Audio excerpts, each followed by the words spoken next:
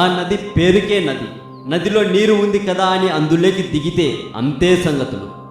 ఆ నదిపై పక్షులు వెళ్ళేటప్పుడు వాటికి దాహంగా అనిపించి కిందికి దిగి ఆ వాటర్ తాగాలని ట్రై చేశాయా, ఇక అంతే సంగతులు. అసలు ఆ నదిలో ఏముందో మీకు తెలుసుకునే ముందు మీరు చేయాల్సిన ఒక చిన్న పని ఉంది. ఈ వీడియో చూడమైపోయాక యూట్యూబ్లో తెలుగు మోజోని సబ్స్క్రైబ్ చేయడం మాత్రం మర్చిపోకండి. టాంజియా అనే దేశంలో లేక్ నాట్రాన్ అనే నది ఉంది. ఆ నదిని సాల్ట్ అండ్ సోడా లేక్ అని పిలుస్తారు. దీనిలో ఉండే నీటి ఉష్ణోగ్రత సుమారు 40 డిగ్రీల సెంటీగ్రేడ్ ఉంటుంది. ఇంత వేడిగా ఉండటం వల్ల ఆ నదిలోని నీరంతా ఆవిరైపోయి సోడియం కార్బోనేట్ డెకాహైడ్రేట్ అనే రసాయనం తయారవుతుంది. ఈ రసాయనాన్ని ఈజిప్షియన్లు మమ్మీలు తయారు చేయడానికి ఉపయోగించారని పరిశోధకులు చెబుతున్నారు.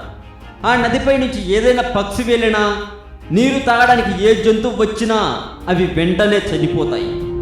ఈ వీడియో మీకు నచ్చినట్లయితే లైక్ చేయండి, షేర్ చేయండి. ఈ వీడియో మీద మీ కామెంట్ కూడా పోస్ట్ చేయవచ్చు. మరింత ఇలాంటి సమాచారం తెలుసుకోవడం కోసం సబ్స్క్రైబ్ చేయండి తెలుగు మోజో.